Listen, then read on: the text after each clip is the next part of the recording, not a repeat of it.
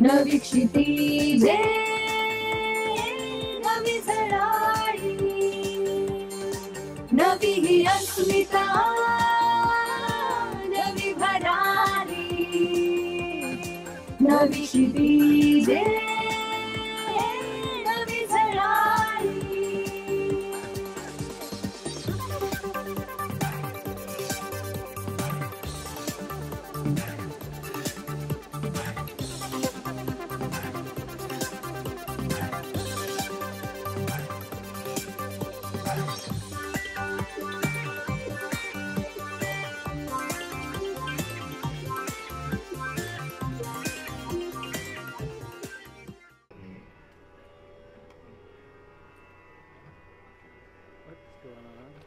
BMM कन्व्हेन्शनचं जे मेलॉडिक science हा जो कार्यक्रम आहे त्याच्यामध्ये मी तुमचं स्वागत करतो.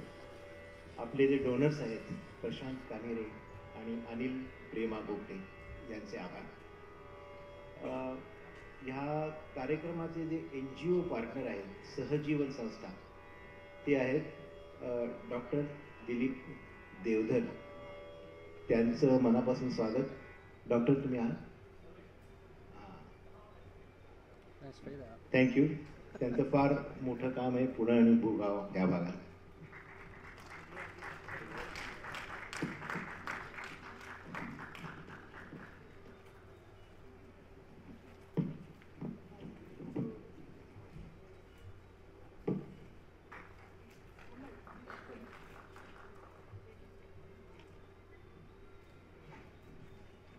आता मी अभिषेक काळे आणि योगिनी पाठक यांना मंचावर येण्याची विनंती करतो.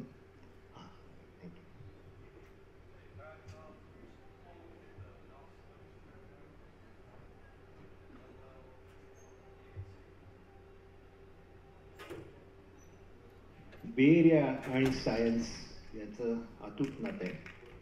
अभिषेक आला का?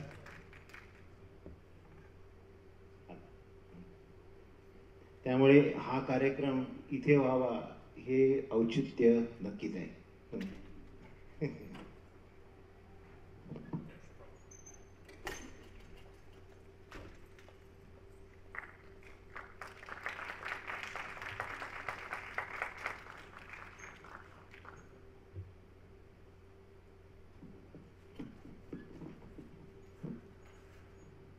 अभिषेक हा पंडित जयतीर्थ मेवुंडी आणि पंडित शरद बापट यांचा शिष्य आणि आई स्वाती काळे ज्या गंगूबाई हानगल यांच्या शिष्या होत्या त्यांच्याकडून त्यांनी सुरुवात केली.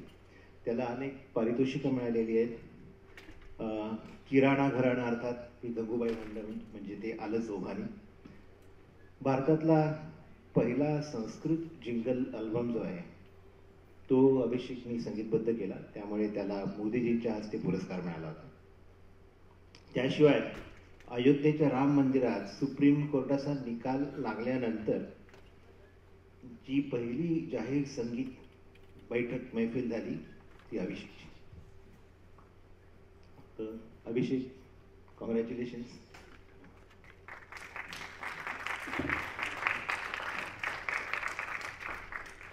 योगिनी पाठक यांची ही संकल्पना आहे आणि त्या टेनेसी मराठी मंडळाशी निगडीत आहेत.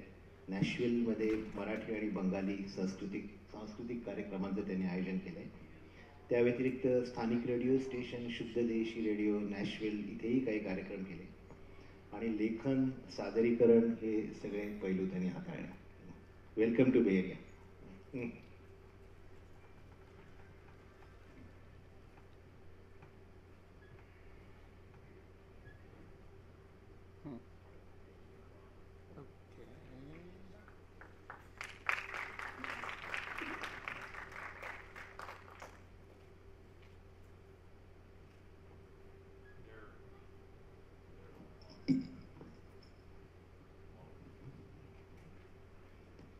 आजच्या कार्यक्रमाबद्दल विज्ञान आणि संगीत यांचं नातं अतूट आहे.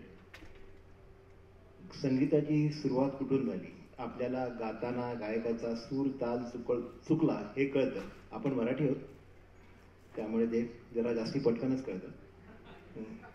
पण आपल्याला सांगितलं हे करून दाखवा तर ते जमत नाही. सप्तकात 7 सूर का असतात? परफेक्ट पिच नावाची गोष्ट आहे का?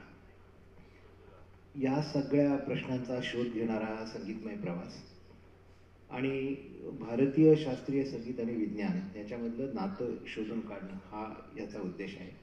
हा मनोरंजक पण आहे आणि प्रेरणादायी पण वाटेल अशी आशा आहे.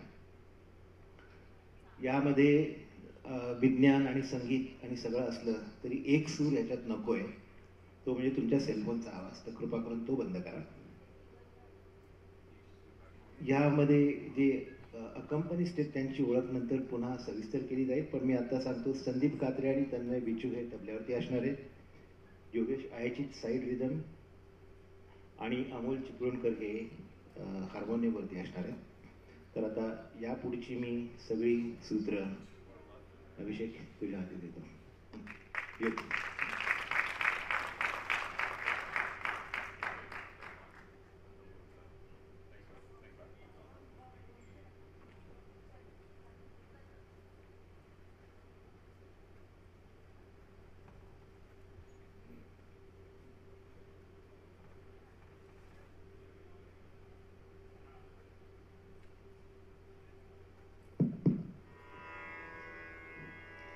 नमस्कार रसिक श्रोते हो. कार्यक्रम सुरू करण्यापूर्वी एक second, technical issue. Same echo आ रहा है. नहीं नहीं मुझे इको बहुत आ रहा है. कार्यक्रम सुरुवात करण्यापूर्वी मला तुम्हाला एक गोष्ट अगदी आवर्जून सांगायची आहे. ती म्हणजे मी डॉक्टर, शास्त्रज्ञ, संशोधक यापैकी काहीही नाहीये. त्यामुळे या कार्यक्रमात कुठलेही कसलेही दावे केलेले नाहीये. ही माहिती फक्त मी संकलित केली आहे आणि तुमच्या मनोरंजनासाठी तुम्हाला सांगू इच्छिते. हा विषय इतका मोठा आहे आणि इतका व्यापक आहे की त्याला जर मी शिवधनुष्याची उपमा दिली तर हे शिवधनुष्य उचलण्याचा आम्ही प्रयत्न केला आहे असं म्हणण्याचं धाडस देखील मी करणार नाही. त्या शिवधनुष्याला आम्ही स्पर्श करणार आहोत असं देखील मी म्हणणार नाही. पण हे शिवधनुष्य कसं असू शकतं याची एक झलक तुम्हाला या कार्यक्रमातून मिळेल अशी मला आशा आहे. आता माझ्या या सगळ्या चॅटमध्ये चॅट जीपीटीचा किती सहभाग आहे असं जर तुम्हाला प्रश्न पडला असेल तर एक साधारण 10% वगैरे आहे. म्हणजे खूप जर माहिती असेल तर त्याची थोडक्यात माहिती करणं वगैरे अशा गोष्टींसाठी मी चॅट जीपीटी वापरलं. काही काही ज्या इमेजेस, जे चित्र तुम्हाला दिसतील त्याच्यासाठी मी चॅट जीपीटी वापरलंय. पण बाकीची जी सगळी माहिती आहे ती विविध पुस्तकातून आणि इंटरनेटवरनं गोळा करून तुमच्यासाठी ती संकलित करून मी तुमच्यासमोर सादर करणार आहे. कोणी आहे का इथे? Is there anyone who doesn't understand Marathi at all? I can repeat this disclaimer in English, but I don't want to spend time if everybody is Marathi. Okay, going once, twice, thrice. Okay, कार्यक्रमाला सुरुवात करूया.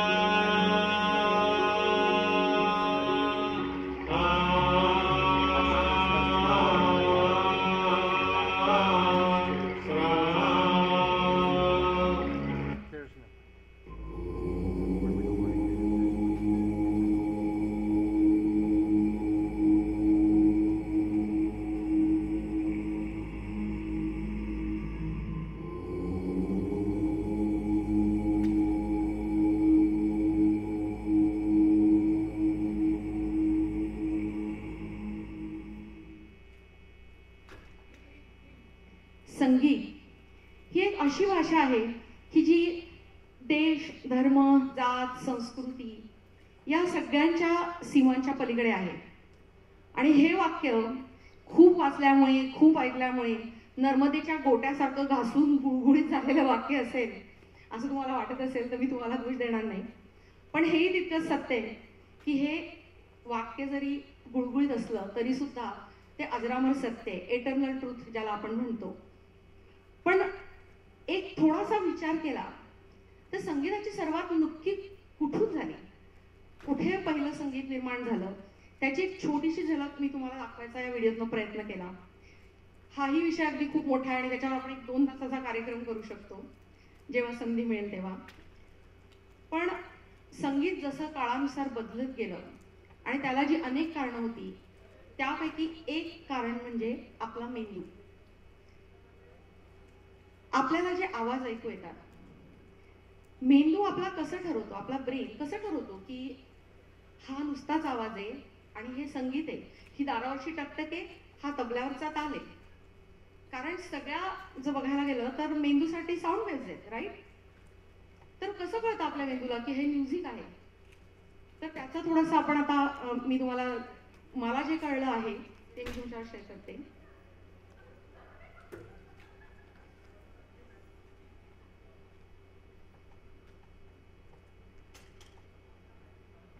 मी डावखोरी नाहीये त्यामुळे माफ करा.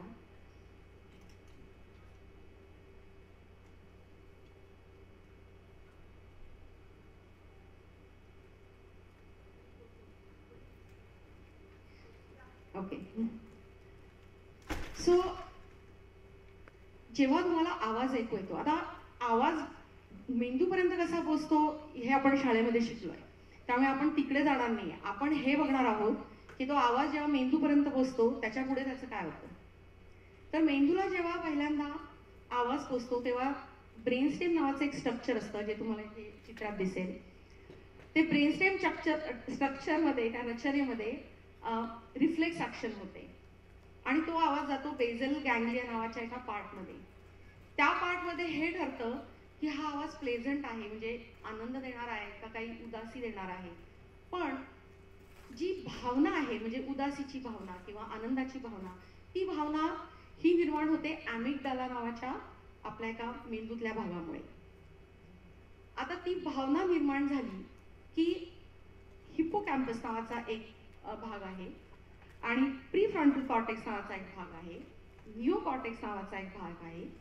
हे सगळे भाग एकमेकांशी कोऑर्डिनेट करतात आणि बघतात की हा आवाज आपल्या ओळखीचा आहे का, की हा काहीतरी वेगळाच आहे. आणि त्यामुळे जेव्हा तुम्ही कधीही एखादा अनोळखी आवाज ऐकता तेव्हा तुम्ही एकदम दचकता किंवा घाबरता. हे सगळं या प्रोसेसमुळे होतं. पण हे जर संगीत असेल तर आपला जो ॲमिगडाला आणि हिप्पोकॅम्पसमध्ये जे संवाद चालू असतो त्याच्यामुळे मेंदूला हे कळतं की हे कदाचित गाणं मी पूर्वी ऐकलेलं आहे, हे म्युझिक ऐकलंय, हे नोट्स मी ऐकलेले आहेत. आणि तिथून पुढे निओकॉर्टेक्स नावाचा जो पार्ट असतो तो या गोष्टीचं सगळं अनालिसिस करतो. सो 2 पार्ट्स असतात ॲक्च्युली, निओकॉर्टेक्स आणि प्रीफ्रंटल कॉर्टेक्स. या 2 पार्ट्समुळे आपल्याला कळतं की हे म्युझिक काय आहे किंवा त्याची कॉम्प्लेक्सिटी काय आहे.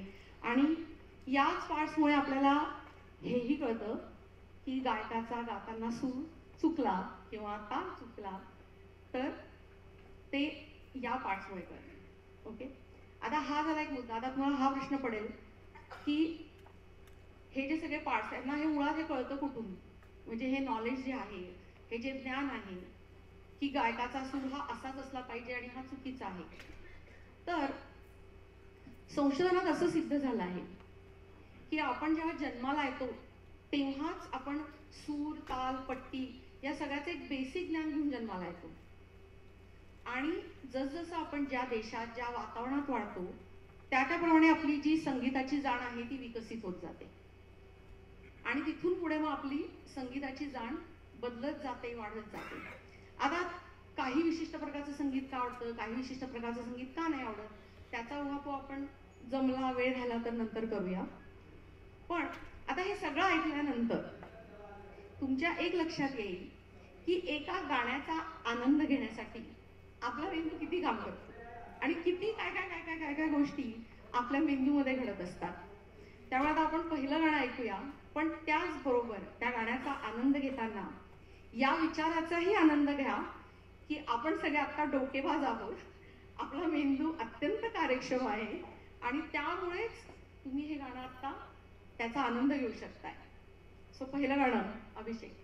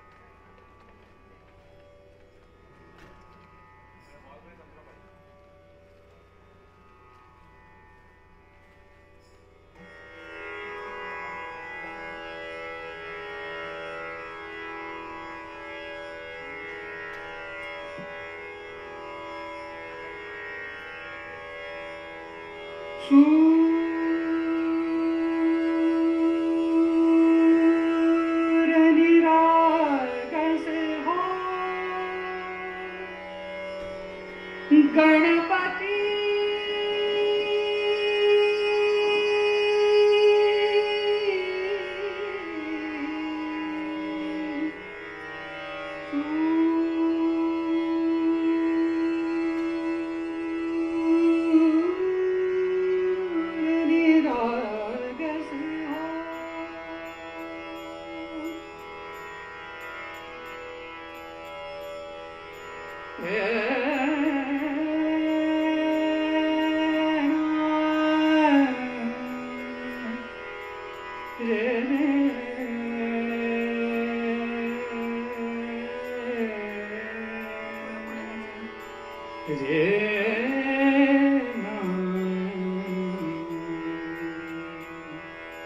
शुभनयना करुणामय गौरीहर श्रीवरद विनायक शुभनयना करुणामय गौरीहर श्रीवरद विनायक ओंकार गणपती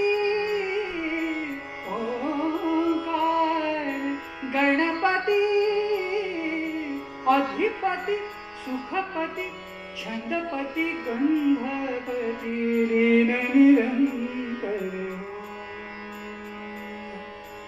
लीन निरंतर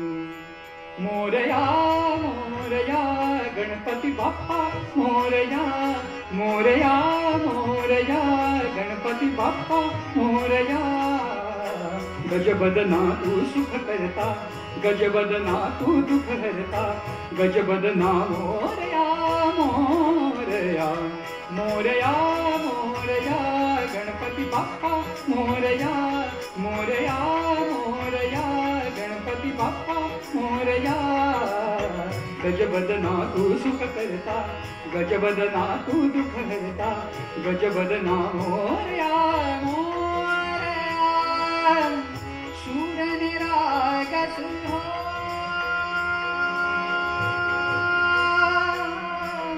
सूर निरागस हो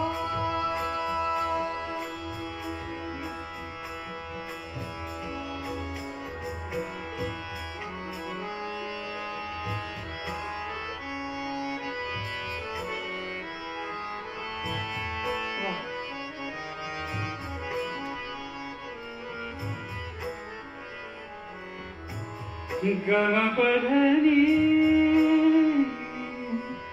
परम पगम गम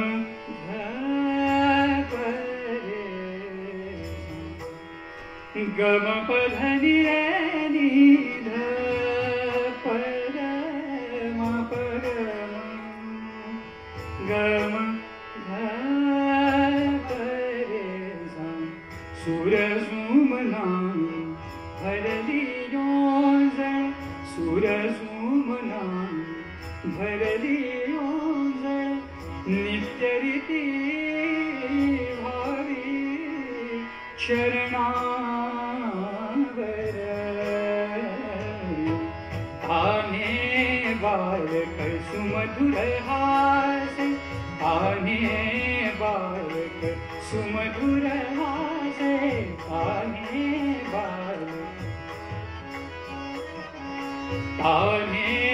बालक सुमधुर हास भावत से सुरा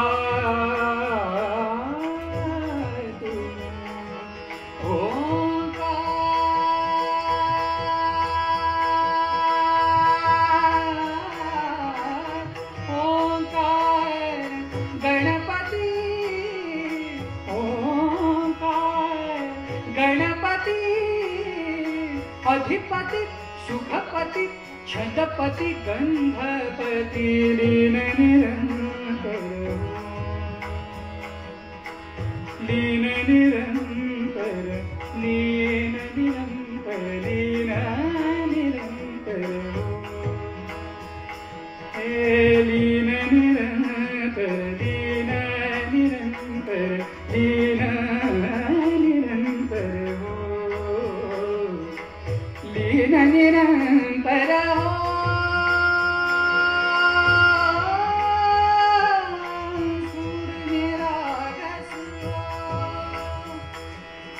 सूर निरागस हो गणपति सूर निरागस हो मोरया मोरया गणपति बाप्पा मोरया मोरया मोरया गणपति बाप्पा मोरया गजबदना तू सुख करता गजबदना तू दुख हरता गजबदना मोरया मोरया मोरया मोरया गणपति बाप्पा मोरया गजबदना तू सुख करता गजबदना तू दुख हरता गजबदना मोरया मोरया सूर निरागस हो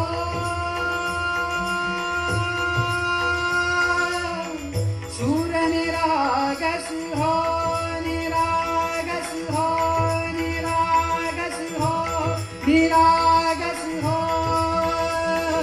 मोरया मोरया मोरया मोरया मोरया मोरया मोरया मोरया मोरया मोरया मोरया मोरया मोरया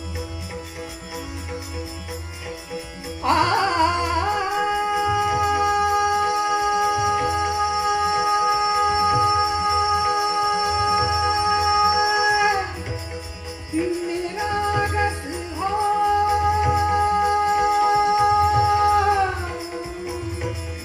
सूर निरागस हो निरागस हो निरागस हो निरागस हो निरागस हो निरागस हो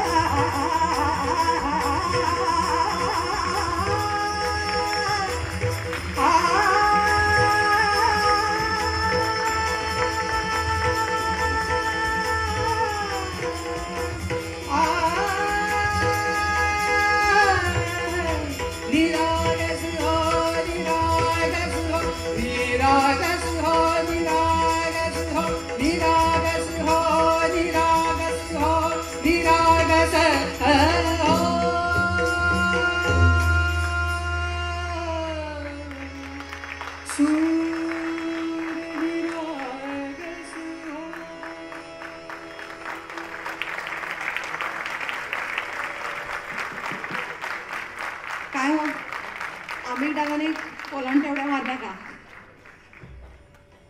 सो आपल्या भारतीय संगीताचं मूळ जे आहे ते सामवेदात दडलं आहे असं म्हणतात. सामवेदातलं जे मंत्रपठण होतं त्यात आपला शास्त्रीय संगीताचा पाया आहे असं खूप ग्रंथांमध्ये लिहून ठेवलेलं आहे. पण नारदीय शास्त्र नावाचा जो एक प्राचीन ग्रंथ आहे त्याच्यामध्ये मला एक खूप म्हणजे त्या पुस्तकाचा संदर्भ मला मिळाला आणि त्याच्यामध्ये मला एक खूप इंटरेस्टिंग माहिती अशी कळली की आपले जे 7 सूर आहे सा रे ग म प ध नी ते कुठल्या पक्ष्यांच्या आणि प्राण्यांच्या आवाजावरून आले ही माहिती मला मिळाली. तर त्याची मी छोटीशी ऑडिओ क्लिप तुम्हाला ऐकवते.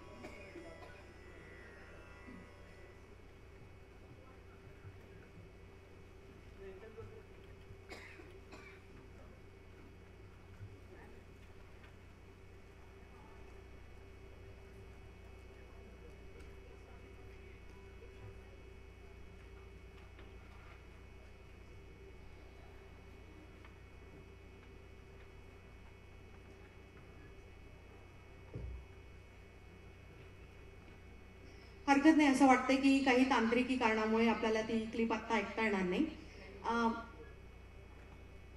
पण माझ्याकडे त्याची इन्फॉर्मेशन आहे त्यामुळे त्या टेबलमध्ये तुम्हाला ती दिसेल.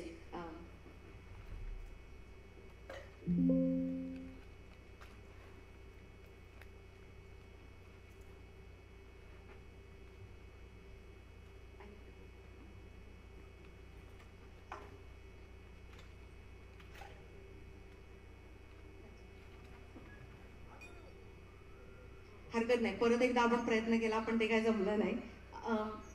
जर जमलं तर मी हे BMच्या साईटवर कुठेतरी टाकेल किंवा तुम्हाला त्या पक्ष्यांची आणि प्राण्यांची नावं कळली तर तुम्हीच ऐका आणि बघा त्यात काही तुम्हाला सा म काही ऐकू येतंय का. मला तरी नाही ऐकू आलं पण तुम्हाला ऐकू येतंय का बघा. तर टाळ्या वाजवा मोरासाठी.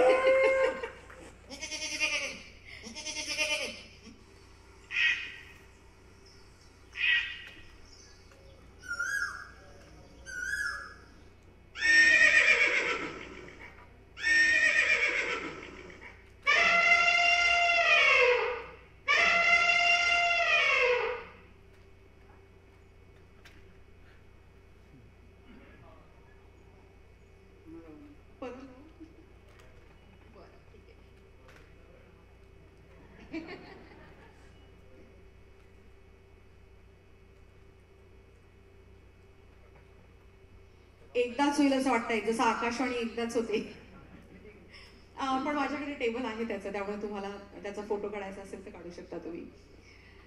तर ऋग्वेदातल्या काही रुचा घेऊन सामवेदामध्ये त्याला सांगीतिक स्वरूप दिलं गेलं हे पण बऱ्याच लोकांना माहिती आहे. पण जेव्हा रागही अस्तित्वात नव्हते तेव्हा सामवेदामध्ये फक्त 2 स्वर होते असं मला माहिती मिळाली. आणि त्या 2चे नंतर 5 झाले, 5चे नंतर 7 झाले. पण ते 7वर का थांबलं ही माहिती मात्र मला अजून तरी मिळालेली नाहीये. तुम्हाला मिळाली तर मला प्लीज ईमेल करा किंवा कॉन्टॅक्ट करा. आपल्या हिंदुस्थानी रागांचं वैशिष्ट्य म्हणजे 22 श्रुती. आता 22 श्रुतींबद्दल खूप काही बोलण्यासारखं आहे पण मी त्याच्याबद्दल बोलणं म्हणजे तो अगदीच वेडेपणा ठरेल माझा. कारण तुम्हाला बऱ्याच लोकांना माहिती असेल की डॉक्टर विद्याधर ओक यांनी 22shruti.com वर त्यांचं पूर्ण संशोधन जे आहे 22 श्रुतींवर ते त्यांनी प्रकाशित केलेलं आहे. त्यामुळे मी त्या साईटची माहिती सुद्धा याच्यावर दिलेली आहे पुढच्या स्लाइड्समध्ये. पण हे झालं आपल्या हिंदुस्थानी शास्त्रीय संगीताबद्दल. वेस्टर्न क्लासिकल म्युझिक यातही तुम्ही काही लोक शिकत असाल पियानो वगैरे तर ते थोडंसं वेगळं होतं. तिथे 7 सूर का असतात याचं मात्र एक थोडंसं उत्तर मला मिळालं आणि ते उत्तर आहे पायथागोरस ट्युनिंग सिस्टीममध्ये. आता पायथागोरियन ट्युनिंग सिस्टीम जी आहे ती तोच तो पायथागोरस ज्याचा थेरम आपल्याला भूमितीमध्ये होता शाळेमध्ये. तर त्याने काही विशिष्ट अभ्यास केला स्ट्रिंगचा आणि त्याप्रमाणे त्यांनी थेरी एस्टॅब्लिश केली. त्या थेरीबद्दल तुम्हाला थोडीशी माहिती मी स्लाइड्सवर टाकली आहे जी मी तुम्हाला दाखवेन. पण मुळात वेस्टर्न क्लासिकल म्युझिकचा जो पाया आहे तो या पायथागोरियन ट्युनिंग सिस्टीममध्ये आहे. आणि असं लक्षात आलं की हे जे 7 स्वर आहे, खरं म्हणजे 7 नाही आहे तसं बघायला गेलं तर, कारण तुम्ही जर अर्ध स्वर पकडले म्हणजे सेमी टोन्स पकडले तर ते 12 होतात.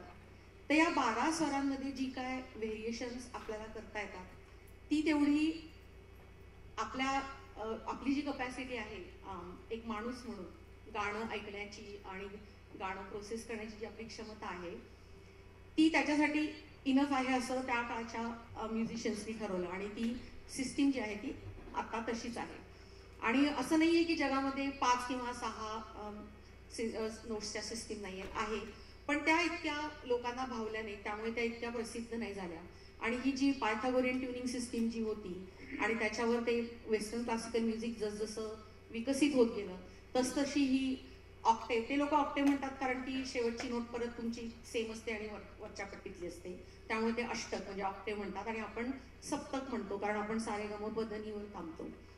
पण त्या व्यतिरिक्त 22 श्रुतींचा फरक तर 2 सिस्टीममध्ये डेफिनेटली आहे आणि तो मला वाटतं तुम्ही जर वेस्टर्न क्लासिकल शिकत असाल तर तुम्हाला तो नक्कीच जाणवत असेल. तर आता इतकं जर आपण सगळं 7 सुरांबद्दल बोललोय तर मला वाटतं आपण एक रागदारीवर काहीतरी सादर केलं पाहिजे. छोटीशी एक बंदिश चालेल.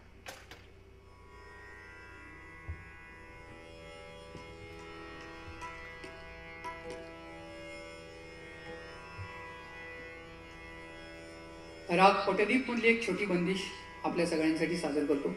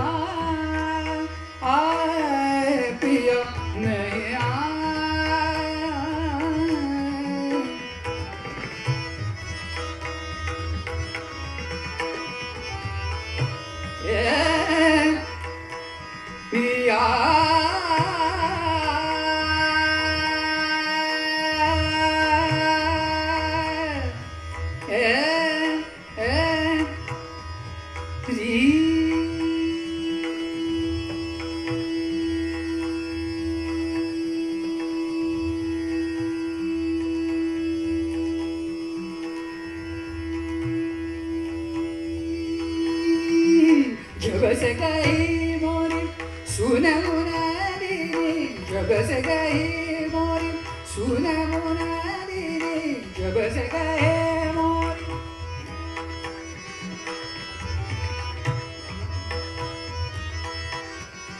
पिया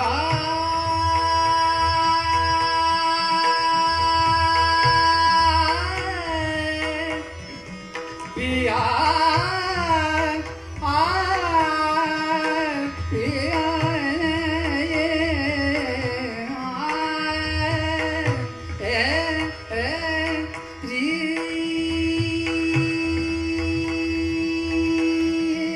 जब से गए मोरी सुन मुनादी जब से गए मोरी सुन मुनादी पतिया घर में भेजे पिया नहीं आए पिया नहीं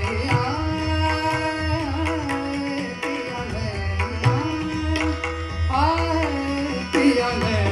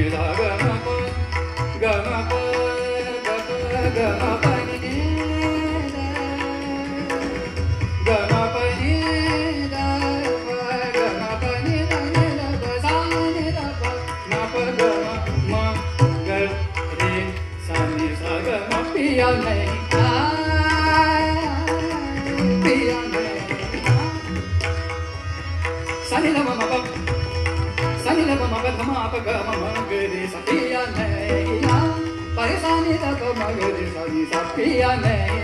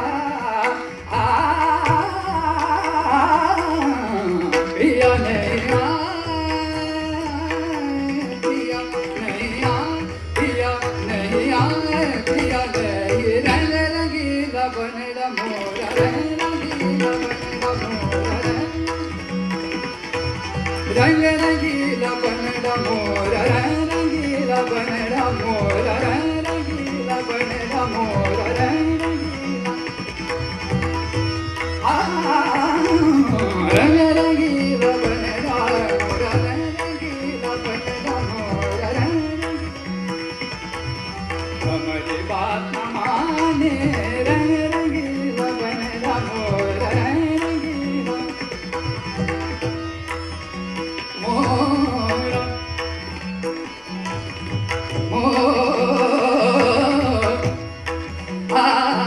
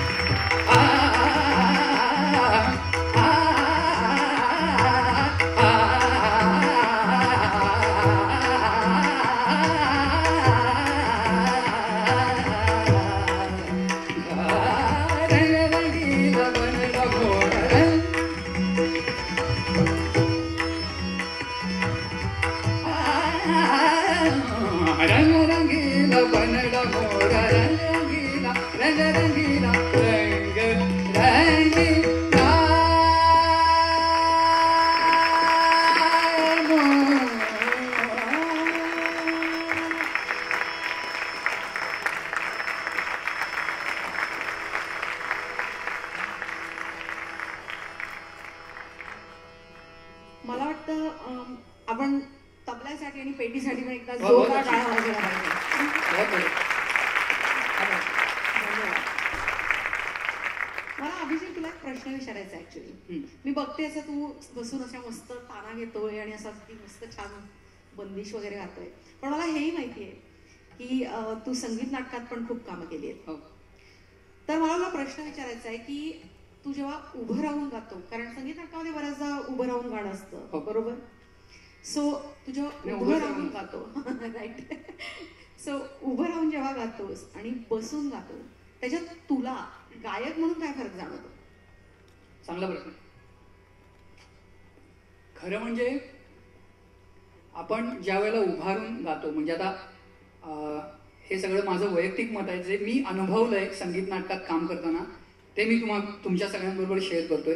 हे असंच प्रत्येकाच्या बाबतीत असेल असा नियम नाही.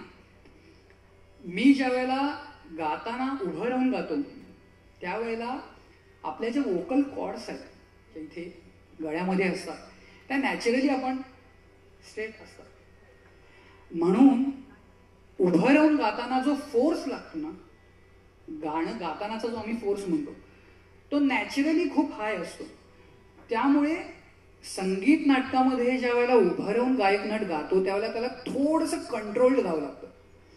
कारण आपण ज्याला चढे स्वर लागणं म्हणतो, की बाबा ह्या गायकाचा थोडा चढा स्वर लागतो, तर तो चढा स्वर लागायची शक्यता फार जास्त असते.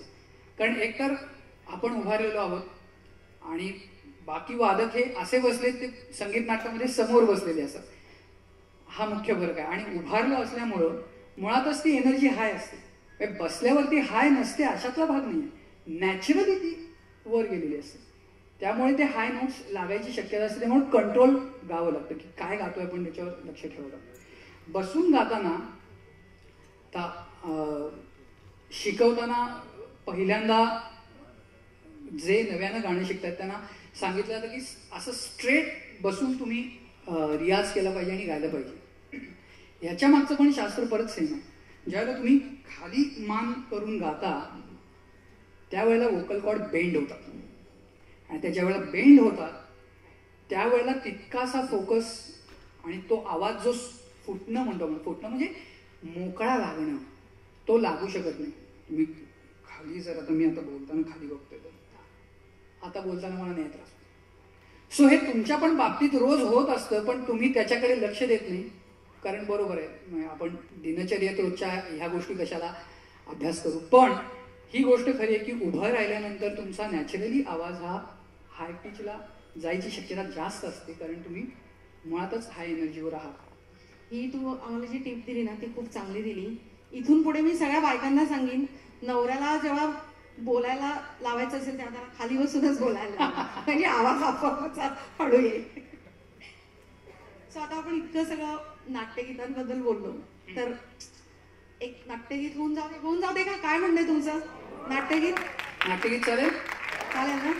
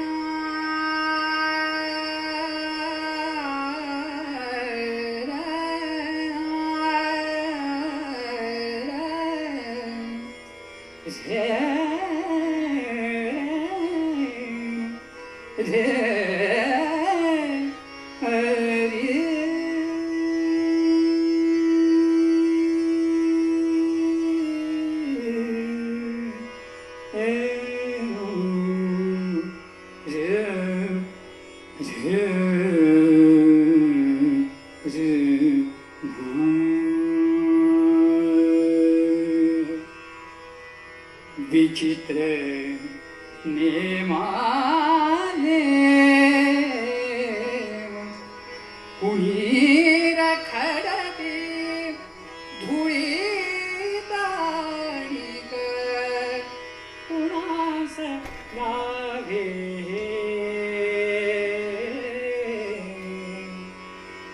कुणास लागे हे देवा घरचे ज्ञात कुणाला देवा घरचे ज्ञात कुणाला देवा घरचे ज्ञात कुणाला देवा घरचे ज्ञात कुणाला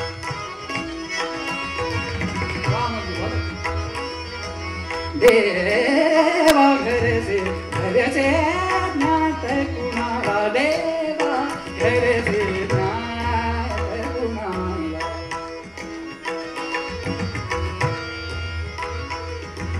देवा घरचे ज्ञात कुणाला विचित्र नियमाने विचित्र नियमाने कुणी रखडती धुळी दाणिक कुणी रखडती धुळी दाणिक कुणी रखडती कुणी रखडती धुळी दाणिक कुणास लागे कुणास लागे देवा घरचे ज्ञात कुणाला देवा घरचे ज्ञात कुणाला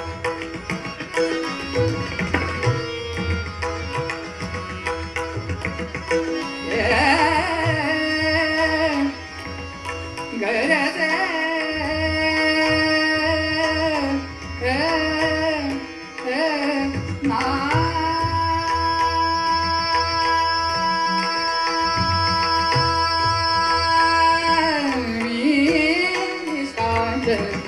निर्धन साधक मी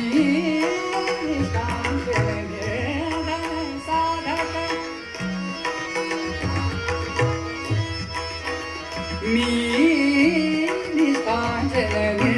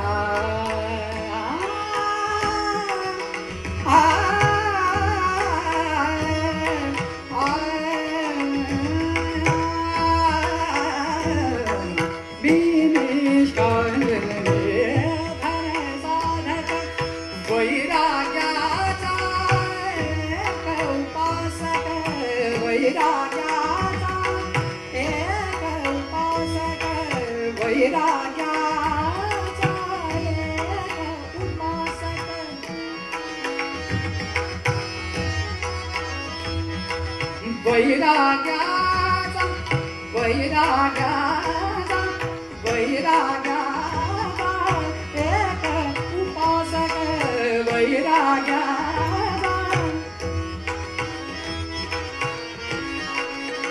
बोलायचे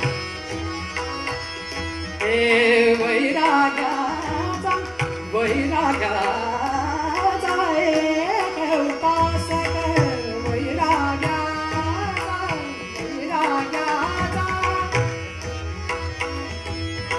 हिमालयाचा मी तो या हिमालयाचा मी हिमालयाचा मी तो या हिमालयाचा मी तो या मनात माझ्या का उपजावे मनात माझ्या का उपजावे मनात माझ्या का उपजावे संसाराचे प्रेम संसाराचे प्रेम संसाराचे प्रेम देवा घरचे न्याय कुणाला देवा घरचे देवा घरचे निगमगनी समेत देवा घरचे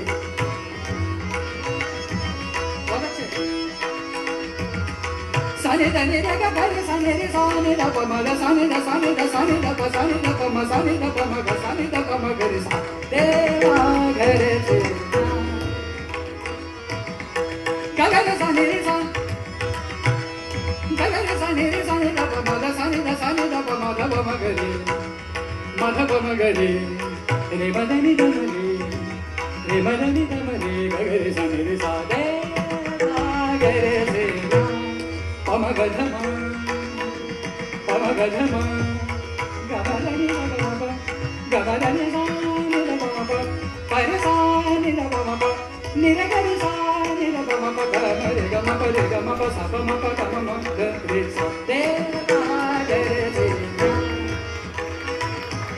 देवा घरचे घरचे ज्ञात कुणाला देवा घरचे ज्ञात कुणाला विचित्र निर्मात नेम कुणी रखडती धुळी दाणिक कुणी रखडती धुळी दाणिक कुणास लागे कुणास लागे हे देवा घरचे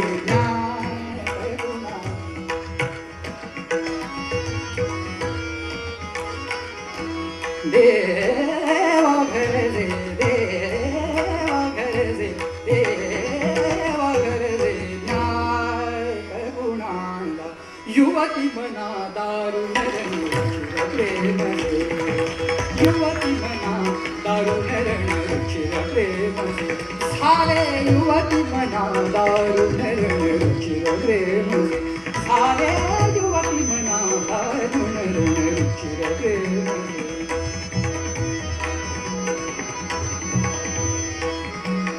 सारे युवती मना दारुण रुचिर प्रेम केले रण भजना संसारी असे अमरवी केले रण भजना संसारी असे अमरवी सारे युवती मना दारुण रुचिर प्रेम सारे युवती मना दारुण रुचिर प्रेम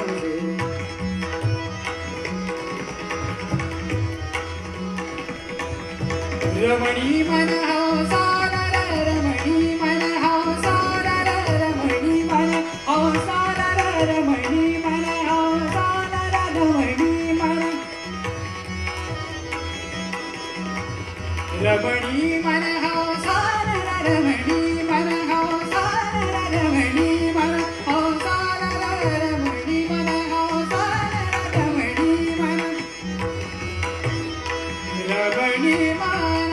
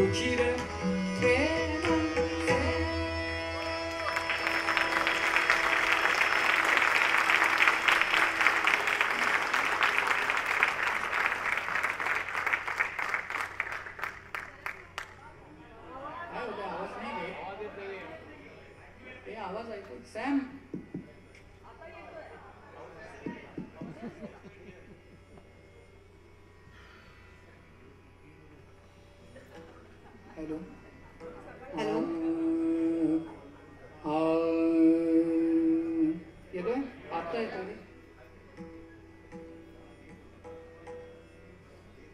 आधी येत होता का व्यवस्थित, का नाट्यगीतालाच नाही आला?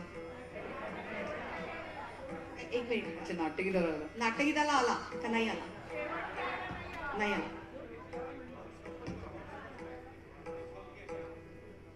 ओके.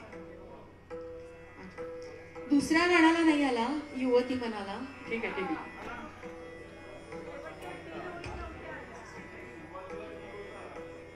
ठीक आहे. ठीक आहे. कोणीतरी आम्हाला जस्ट फीडबॅक द्या, अंगठा दाखवून किंवा असं करून, म्हणजे आम्हाला कळेल की ऐकू येतंय नाही ऐकू येतंय. काय म्हणताय? बघू, लेट्स. वेळ आला तर तुमची फरमाईश नक्की घेऊ. आता बऱ्याचदा आपण ऐकतो की अरे तो फार हाय पिच मध्ये गातो, किंवा अरे त्याचा पिच परफेक्ट आहे. आता नक्की पिच म्हणजे काय? कोणाला सांगता येईल का प्रेक्षकांपैकी पिच म्हणजे नक्की काय? क्रिकेटचं नाही, आवाजाचं पिच. आणि त्याला एक छोटासा डेमो द्यायचा प्रयत्न करते. माझा घसा बसलाय थोडा, पण मी ट्राय करते. काल तिथे मी राहुल देशपांडेंच्या कार्यक्रमाला होते, तेव्हा तिकडे प्रियंका बरोबर एक किस्सा सांगत होत्या. त्या असं सांगत होत्या की आयुष्यात पहिल्यांदा मी ठुमरी गायले, राहुल दादा होता त्यामुळेच मला हे जमलं, नाहीतर हे केवळ अशक्य होतं. आता तुम्ही नोट करा, हा जो पिच आहे तो वेगळा. मी व्हॉल्यूम नाही चेंज केला, माझा आवाज माझा सेम होता, फक्त पट्टी बदलली. अर्थात ते पट्टीचं डेमॉन्स्ट्रेशन हा जास्त छान देईल मला माहिती आहे, त्यामुळे मी गाण्याचा वगैरे प्रयत्न करणार नाहीये, त्यामुळे घाबरू नका तुम्ही. पण परफेक्ट पिच म्हणजे काय, तर कुठल्याही संगीत साधनांशिवाय, म्हणजे तबल्याशिवाय, पेटीशिवाय जेव्हा एखादा गायक सूर लावू शकतो किंवा तो सूर ओळखतो, तेव्हा त्याला परफेक्ट पिच म्हणतात. आता मुद्दा असा येतो मग की हा परफेक्ट पिच हा तुम्हाला जन्मताच असतो का, तुम्ही त्याच्यासाठी काही ट्रेनिंग घेऊ शकता, काही शिकू शकता? तर त्याच्यावर अजूनही संशोधन चालू आहे. असं आतापर्यंत साधारण अनुमान आहे की 2 गोष्टी त्याच्यासाठी कारणीभूत आहे. एक म्हणजे आपल्यामध्ये एक जीन असतो जो ॲब्सल्यूट पिचसाठी कारणीभूत असतो. तो जीन जर तुमच्यामध्ये असेल तर डेफिनेटली तुम्हाला परफेक्ट पिच तुमचा आहे असं आपण म्हणू शकतो. पण जर तो जीन नसेलही तरी सुद्धा जर वयाच्या 6व्या-7व्या वर्षापर्यंत जर तुम्हाला शिक्षण दिलं असेल परफेक्ट पिचचं, तर तुमचा परफेक्ट पिच होऊ शकतो, असं आतापर्यंतचं संशोधन आहे. तर मला मी जो तुम्हाला मगाशी जो डेमो दिला त्यापेक्षा चांगला डेमो हा देईल असं मी तुम्हाला प्रॉमिस केला. तर I think I have to keep my promise, right? हां, तू मला काहीतरी म्हणाला होतास, बरोबर आहे. बरं झालं मला तू आठवण करून दिलीस. मी जेव्हा हे अभिषेक बरोबर काल बोलत होते तेव्हा त्याला काहीतरी तुमच्याबरोबर पिचबद्दल शेअर करायचंय. मला वाटतं त्याचे काही अनुभव आहेत त्याबद्दल. नाही, अनुभव असे नाही आहेत. मला बऱ्याच लोकांनी म्हणजे आता टेक्स्ट मेसेज केले होते की आम्हाला पिच कशी ठरवायची. म्हणजे बऱ्याच पालकांचे मेसेज होते की आत्ता आमची मुलगी गाते, नुकतंच सुरू केलं आहे, किंवा आमचा मुलगा गातो, तर त्यांची परफेक्ट पिच म्हणजे आपली स्केल जी आपण म्हणतो गाण्याची स्केल. आता मी आत्ता गातोय हे पांढरी 3 मध्ये गातोय, तर पांढरी 3 ही माझी पट्टी आहे हे कसं ओळखायचं, असा बऱ्याच लोकांनी मला प्रश्न विचारलेला होता पर्सनली टेक्स्ट करून, म्हणून मी मुद्दामून उत्तर देतोय. माझ्या मते ज्यांनी विचारला होता ते प्रेक्षागृहात असतील तर त्यांना त्याचं उत्तर मिळेल. आपण सारे गम पधनी सा हे ज्या वेळेला गातो, ज्या वेळेला रियाज करतो घरामध्ये किंवा कुठेही, तेव्हा आपण सारे गम पधनी सा हा जो वरचा सा आहे, षड्ज ज्याला आपण म्हणतो, त्या षड्जाच्या नंतर किमान 3 स्वर म्हणजे गंधार जो येतो आपला, सा रे ग, वरचा ग गंधार, तो तुमचा लागला पाहिजे. आणि हे आता वरचं झालं. आता तसं सा नी ध प म ग रे सा हा मूळ आपला सा आला, त्याच्यानंतर खर्जामध्ये तुम्ही पंचम किंवा मॅक्झिमम ॲटलिस्ट धैवत तरी तुमचा लागला पाहिजे, असा म्हणजे नियम आहे असं म्हणणं नाही मी. ह्यामध्ये तुम्ही ओळखू शकता की नाही, पण तू जेव्हा सूर लागला पाहिजे असं जेव्हा म्हणतो तेव्हा म्हणजे काय, तो कम्फर्टेबली लागला पाहिजे का थोडासा कशाला ताण? नाही, खर्जाचा ज्या वेळेला तुम्ही स्वर लावाल त्यावेळेला पहिल्यांदा खूप लगेच ॲक्युरेट लागेल असं नाही, कारण खर्ज रियाज करून तो खर्ज कमवावा पण लागतो. पण ताण न घेता तो इझिली लागला पाहिजे एवढं त्याचं प्रिन्सिपल आहे. की मला खूप ताण पडतोय, मग घसा कुठेतरी खर्जाचा रियाज केल्यावर दुखतोय, असं असेल तर कुठेतरी गडबड आहे. सेम थिंग वर ज्या वेळेला रियाज करतात त्यावेळेला की माझा षडजानंतर रिषभ लावताना आवाज थोडासा त्रास देतो, किंवा गंधार लावताना आवाजात खर येते, किंवा गळा दुखतो, तर माझ्या मते स्ट्रेसफुली म्हणजे आवाजावर आणि वोकल कॉर्ड्सवर स्ट्रेस देऊन गाण्यापेक्षा परफेक्ट पिच आपली हे आपल्या गुरूंकडून एकदा सगळ्यांनी बसून विचारली पाहिजे. होतं काय आपल्याकडे, म्हणजे आपल्याकडे म्हणजे आमच्याकडे, की शिकवताना कारण गुरु कमी झालेत आणि शिक्षक जास्त झाले. गुरु आणि शिक्षक याच्यात जमीन आसमानाचा फरक आहे.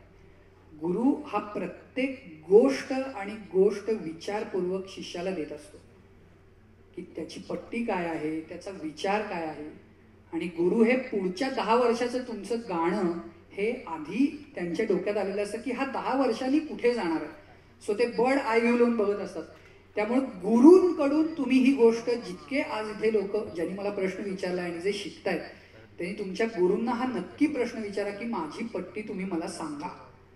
आता मुलांच्या बाबतीमध्ये एक प्रश्न असा आहे की साधारणतः 16 किंवा 17 वय झालं की आवाज परत फुटतो. त्यावेळेला त्या गळ्यावर पुन्हा गुरूंचे संस्कार हे अत्यंत गरजेचे आहेत. पण तोपर्यंत तरी आहे ह्या पट्टीमध्ये कन्सिस्टिव्हली रियाज करत राहणे आणि त्याचं सातत्य ठेवणे ही गोष्ट आपल्या हातात आहे. त्यामुळे जे लोक असं म्हणजे मला वाटतंय ही माझी पट्टी आहे म्हणून जे गात आहेत त्यांना मी खरंच सांगेन की पहिल्यांदा गुरूंकडे जाऊन विचारा की मी ह्या पट्टीत गातोय हे बरोबर गातोय का.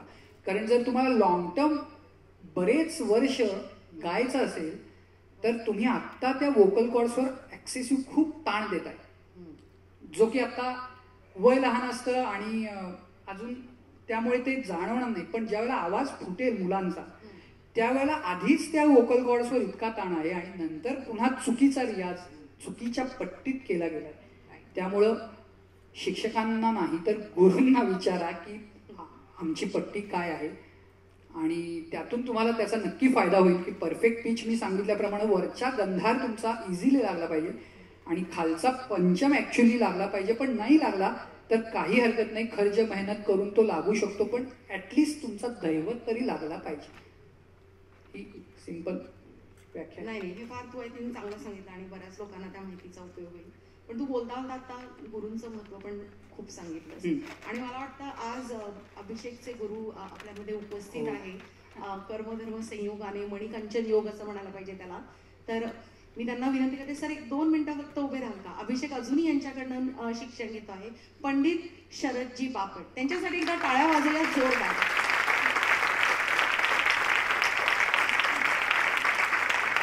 त्यामुळे मी गाताना खूप प्रेशरमध्ये गातोय कारण स्वतः गुरु समोर बसले, ते पट्टी घेऊन बसलेत तिकडे. अभिषेकला आपल्या सगळ्यांच्या आशीर्वादाची गरज आहे, आपल्या प्रोत्साहनाची गरज आहे आणि ते उदंड प्रमाणात आपल्या सगळ्यांच्याकडनं मिळेल अशी मला खूप आशा आहे, इच्छा आहे, आकांक्षा आहे. थँक्यू.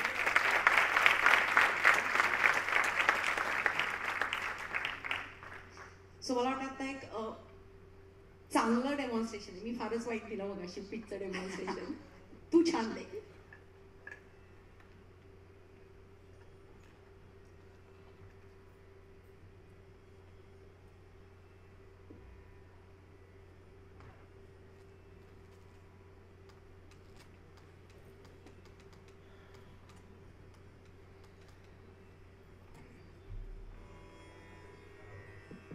अभिषेक तुमच्या समोर एक खूप सुप्रसिद्ध कन्नड भजन गाणारे भाग्यदा लक्ष्मी बारण्ण.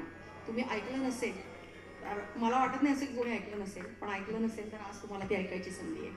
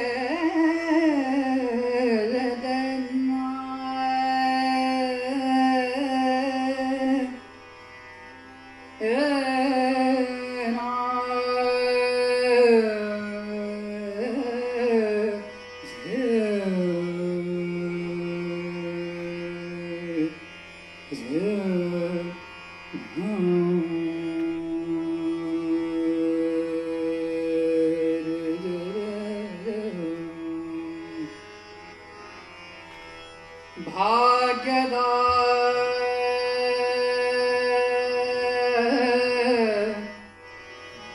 लक्ष्मी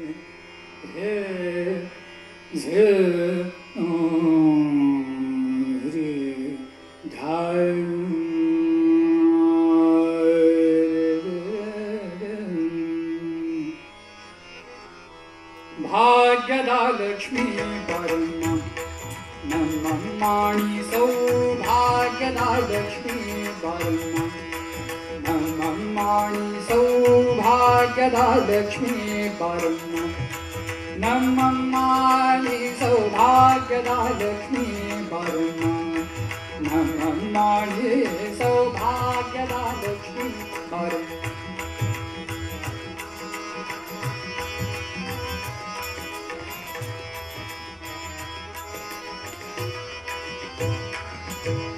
ಹೆಜ್ಜೆ ಕಾಲ್ಗಳ ಧ್ವನಿಯ ತೋರಿತ ಹೆಜ್ಜೆಯ ಮೇಲಂ ಹೆಜ್ಜೆಯ ದಿಕ್ಕುತ ಹೆಜ್ಜೆ ಕಾಲ್ಗಳ ಧ್ವನಿಯ ತೋರಿತ ಹೆಜ್ಜೆಯ ಮೇಲಂ ಹೆಜ್ಜೆಯ ದಿಕ್ಕುತ ಸಜನ ಸಾಧು ಪೂಜೆಯ ವೇಳೆಗೆ ಸಜನ ಸಾಧು ಪೂಜೆಯ ವೇಳೆಗೆ ಸಜನ ಸಾಧು ಪೂಜೆಯ ವೇಳೆಗೆ ಸಜನ ಸಾಧು ಪೂಜೆಯ ವೇಳೆಗೆ ಭಕ್ತಿಗಳೊಳಗಿನ ಬೆಣ್ಣೆಯಂದೇ ಭಾಗ್ಯದ ಲಕ್ಷ್ಮೀ ನಮ್ಮಮ್ಮಾಣಿ ಸೌಭಾಗ್ಯದ ಲಕ್ಷ್ಮೀ ಪರಮ ಹೇ ನಮ್ಮಮ್ಮಾಣಿ ಸೌಭಾಗ್ಯದ ಲಕ್ಷ್ಮೀ ಪರಮ ನಮ್ಮಮ್ಮಾಣಿ ಸೌಭಾಗ್ಯದ ಲಕ್ಷ್ಮೀ ಪರಮ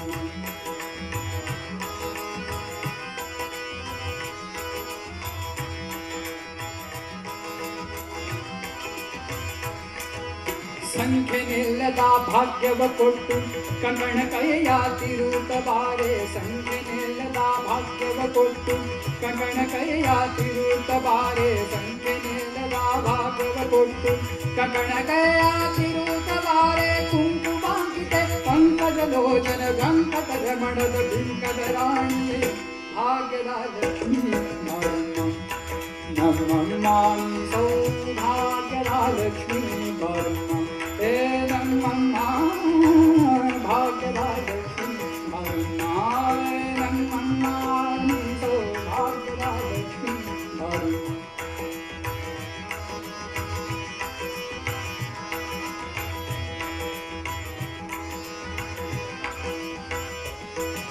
ಸಕ್ಕರೆ ತುಪ್ಪದ ಕಾಲುವೆ ಕಲಿಸಿ ಶುಕ್ರವಾರದ ಪೂಜೆಯ ವೇಳೆಗೆ ಸಕ್ಕರೆ ತುಪ್ಪದ ಕಾಲುವೆ ಕಲಿಸಿ ಶುಕ್ರವಾರದ ಪೂಜೆಯ ವೇಳೆಗೆ ಸಕ್ಕರೆ ತುಪ್ಪದ ಕಾಲುವೆ ಕಲಿಸಿ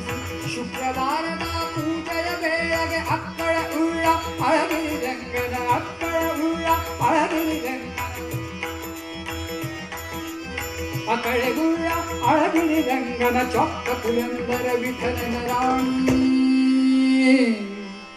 विठलन राणी विठलन राणी विठलन राणी विठलन राणी विठलन राणी विठलन राणी विठलन राणी विठलन राणी विठलन राणी विठलन राणी विठलन राणी विठलन राणी विठलन राणी विठलन राणी विठलन राणी विठलन राणी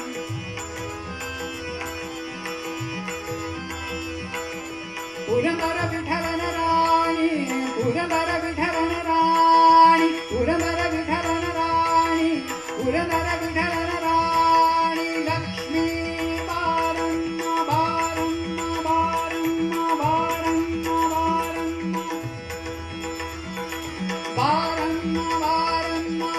बारम्मा बारम्मा बारम्मा बारम्मा बारम्मा बारम्मा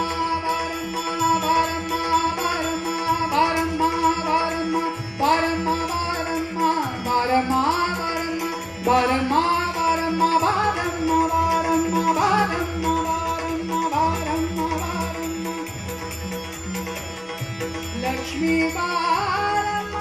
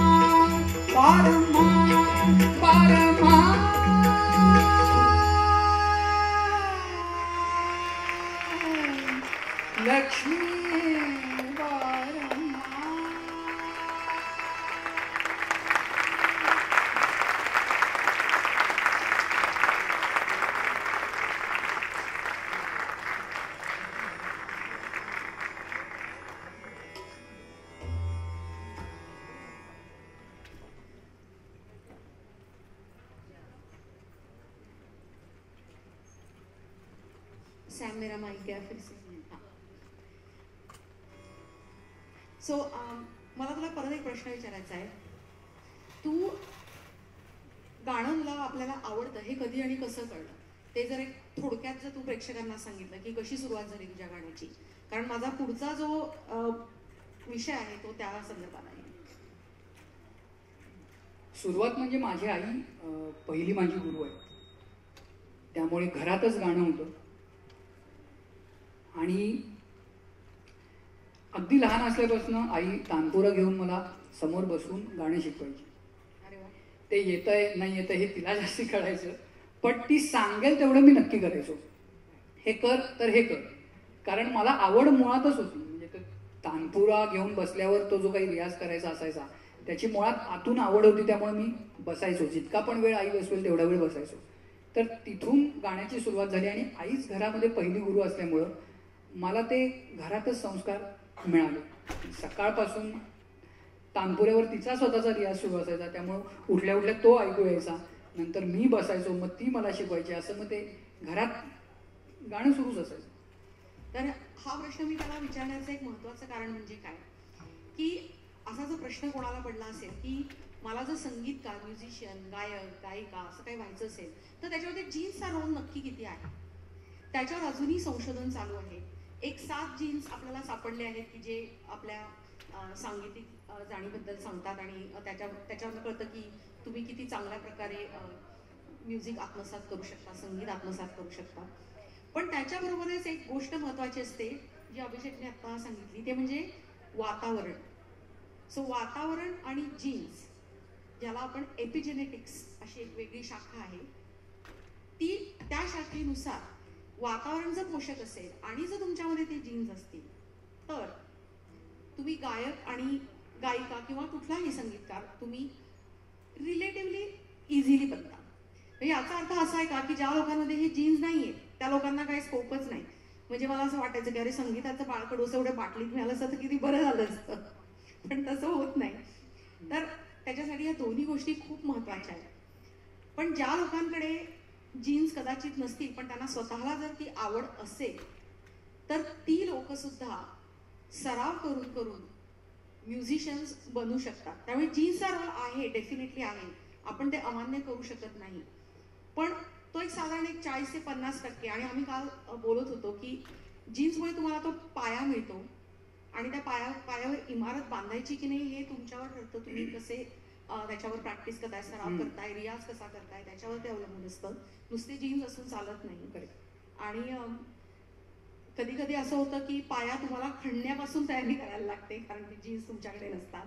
पण याचा अर्थ असा नाही की तुम्ही इमारत बांधू शकत नाही, असं आतापर्यंतचं संशोधन आहे. नाही, जीन्स म्हणजे असले काय नसले काय, शेवटी जो माणूस गाणार आहे त्याला रियाज करायला पाहिजे, ही सगळ्यात महत्वाची गोष्ट लक्षात घ्या. जीन्स आहेत म्हणून मग गाणं काही रियाज करायला लागत नाही आणि मग ज्यांना नाही त्यांना मात्र फारच कष्ट करा असं नाही आहे. असले काय नसले काय तुम्ही शेवटी ते, काही जण तलावापाशी अचानक गाडीतनं येतात आणि काही लोकांना चालत चालत तलावापर्यंत जायला लागतं, पण पाणी प्यायला तुम्हालाच पाहिजे. ती गाडी आली काय किंवा तुम्ही चालत गेला काय.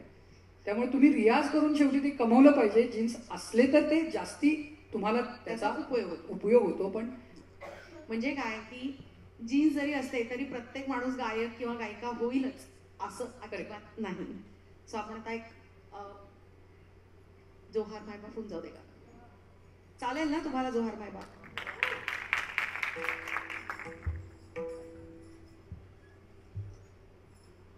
आम्हाला माहिती आहे की आता जेवायची वेळ होत आली आहे, त्यामुळे आता हे एक गाणं झालं की फक्त शेवटचं एक गाणं आहे. मध्यम मध्यम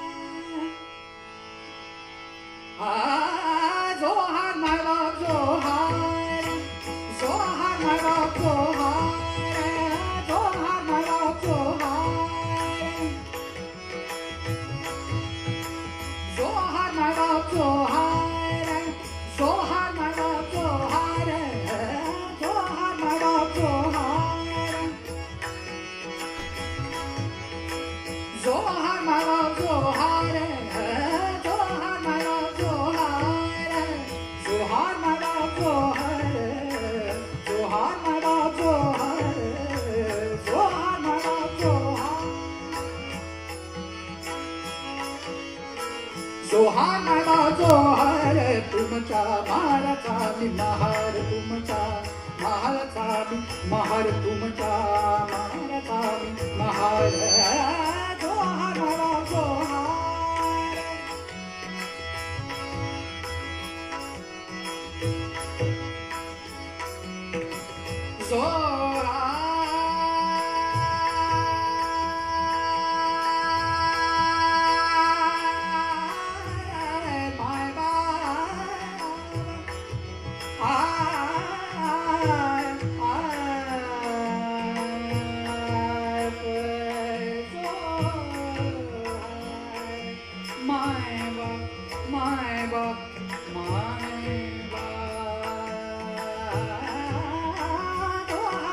जोरा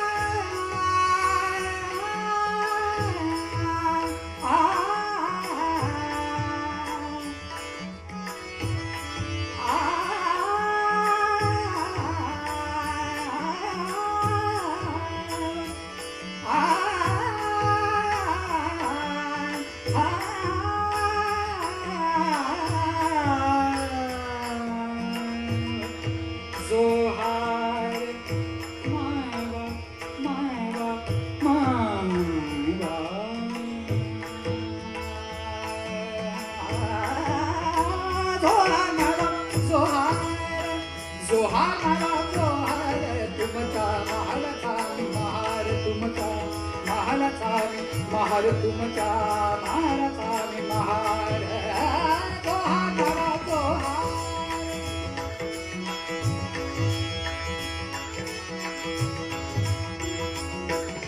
मला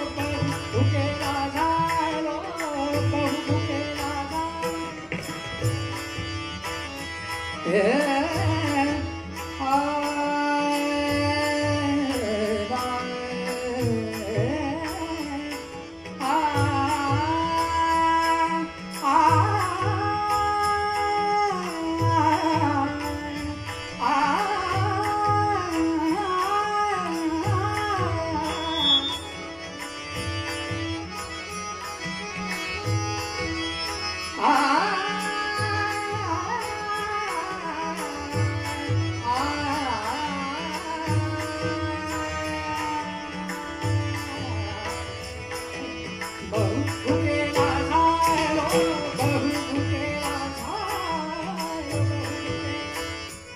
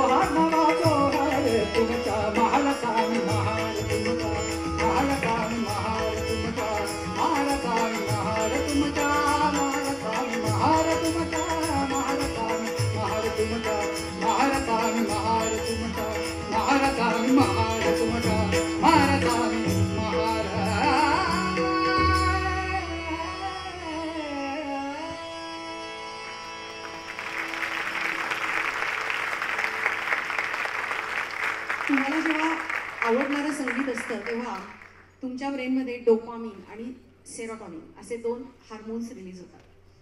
त्याला हॅपी हार्मोन्स असं सुद्धा म्हणतात. आता तुमच्यामध्ये ग्रेलिन नावाचा एक हंगर हार्मोन रिलीज झालाय की जो तुमच्या ब्रेनला सिग्नल देतोय की अरे मला भूक लागली आहे, पण तुमचा ब्रेन आता त्याला सांगणार आहे की जरा गप्प बस.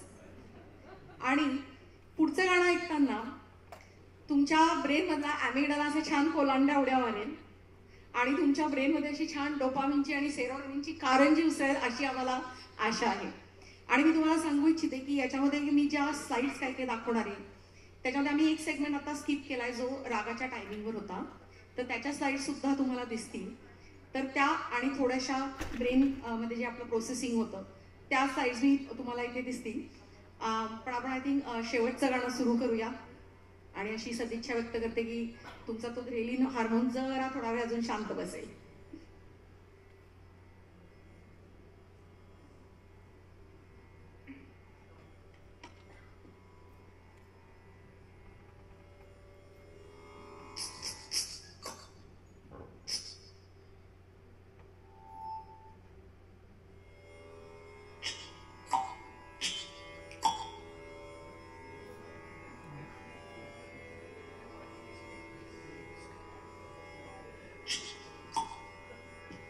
वैसे आवाज रिकॉर्ड करायला पाहिजे. अच्छा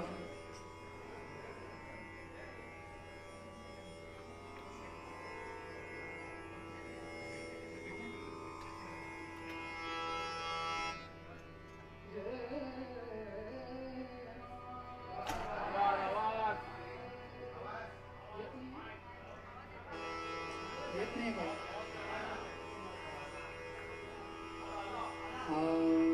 येतोय सगळं येतोय ना अभ्यास.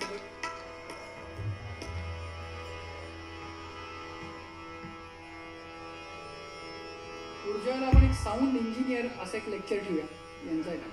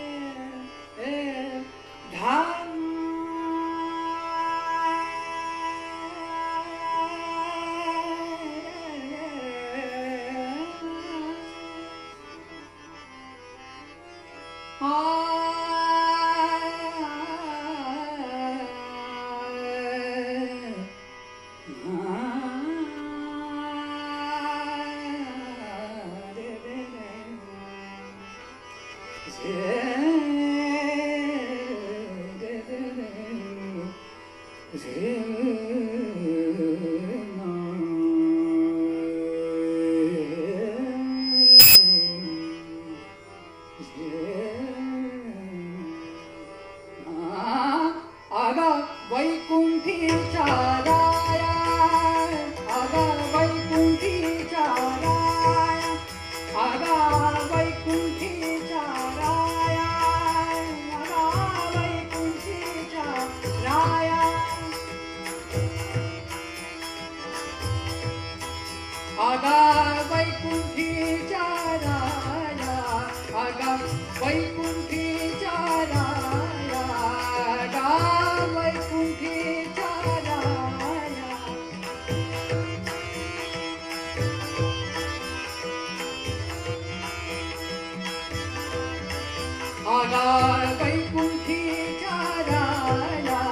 आगा वैकुंठीच्या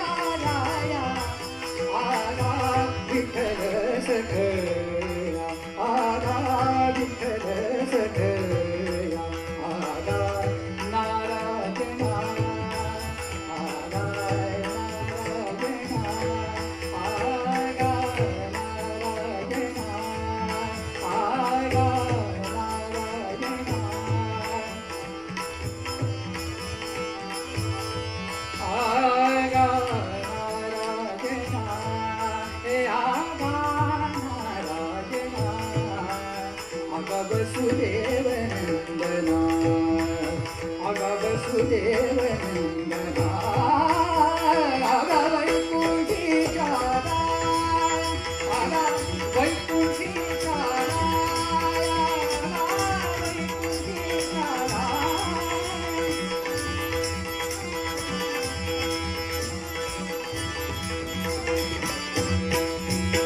आगा पुंडलिक वरदा आगा पुंडलिक वरदा आगा पुंडलिक वरदा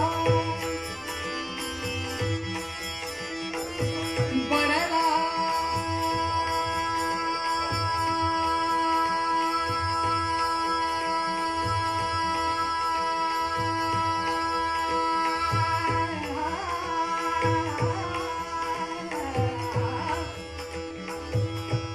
वरदा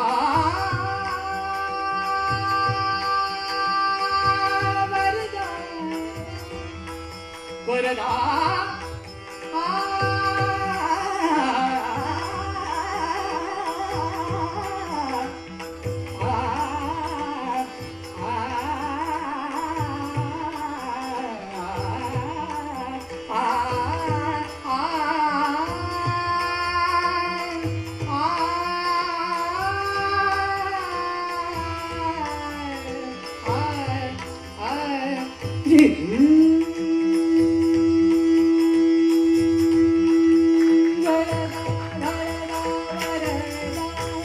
आगा पुंडलिक वरदा वरदा वरदा आगा पुंडलिक वरदा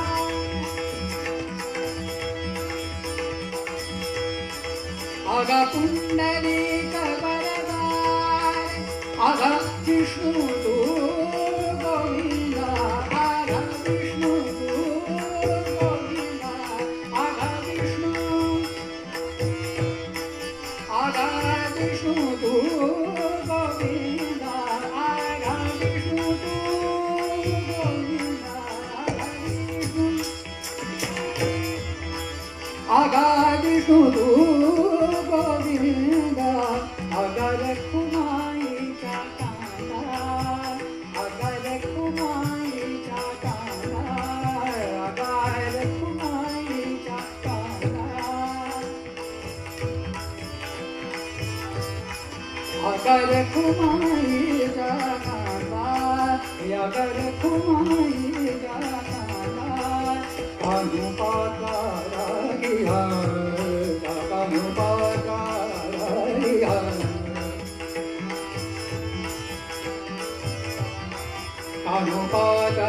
अनुपातारिया अनुपातारिया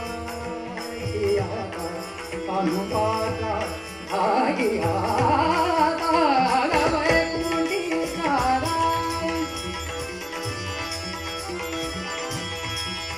आगा वैकुंठीच्या राया आगा वैकुंठीच्या राया आगा वैकुंठीच्या राया आगा वैकुंठीच्या राया आगा वैकुंठीच्या राया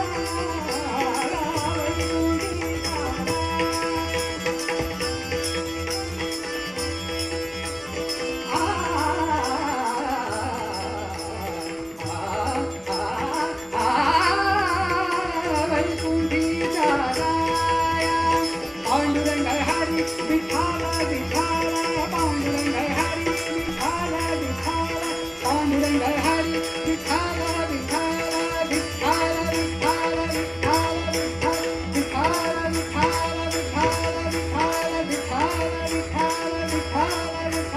विठाला विठाला विठाला विठाला